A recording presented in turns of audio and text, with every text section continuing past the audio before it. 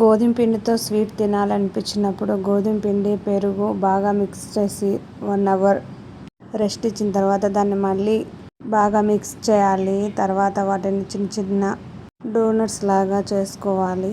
కడాయిలో డీప్ ఫ్రైకి సరిపడా ఆయిల్ హీట్ అయిన తర్వాత ఈ డోనట్స్ ఒక్కొక్కటిగా నూనెలో వదులుకొని 2 వైపులా బ్రౌన్ కలర్ వచ్చేంత వరకు డీప్ ఫ్రై చేసి, మనం గులాబ్ జామున్కి ఎలా షుగర్ సిరప్ తయారు చేస్తామో వీటికి కూడా అలాగే తయారు చేసుకొని పక్కన పెట్టుకోవాలి.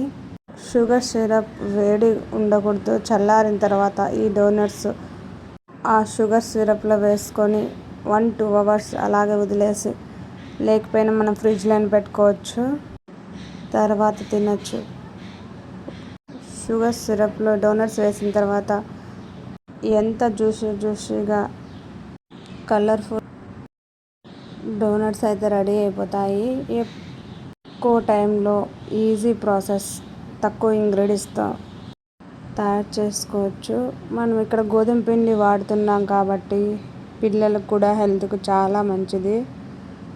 డోనట్స్లో ఈస్ట్ ఫర్మెంటర్స్ కోసం వాడతాము, కానీ ఇక్కడ పెరుగు యూజ్ చేస్తున్నాము.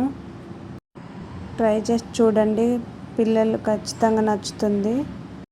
మనకు కావాలంటే ఈవినింగ్ స్నాక్స్ అయినా, ఎప్పుడైనా పూజలకు కూడా ఇలా ప్రసాదం చేసుకోవచ్చు. ఇప్పుడు పండగల సీజన్ వస్తుంది కాబట్టి